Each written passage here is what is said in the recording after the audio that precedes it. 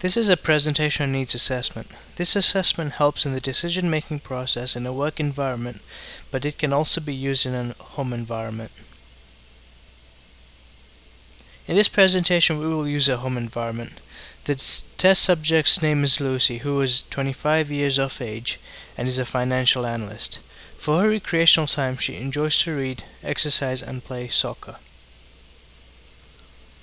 There are many decisions that face Lucy. Among them are the questions whether she will ask for a promotion, or will she have enough money for vacation, or even if she plans to pursue a master's degree in finance.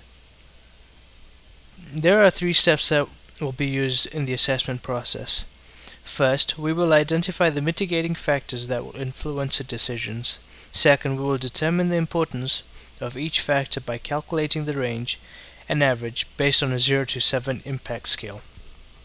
Lastly, the factors will be ranked by priority level.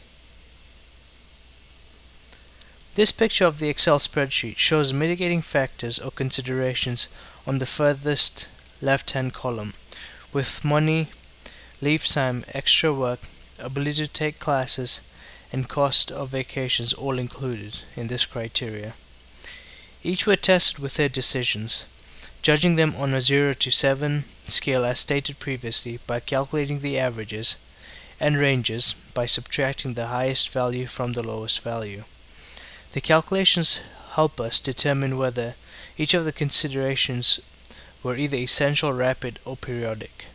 As seen, most of the considerations were essential, then followed by rapid, and there were no periodic under this criteria. This chart will help us make better sense of the data from the last slide. There are 4 different scenarios that can occur. High average and a high range warrants for planning, while high average and low range results warrant for immediate collection analyses, while high range and low average merits towards limited resources, and lastly, low range and low average merits for no action required in the decision-making process.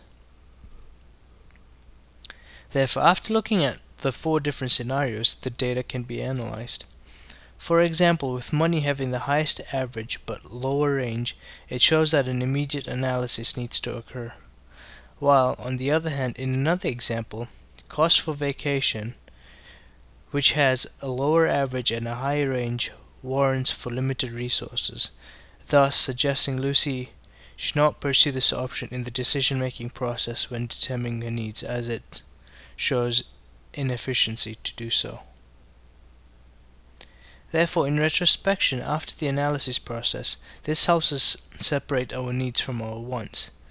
This process allows us to identify priorities in each decision, and it further allows for information systems to establish direction, but also maximize efficiency. It helps create a level of organization throughout the entire process. Again, this process allows us to focus on indicators and factors that are most important in the decision-making process.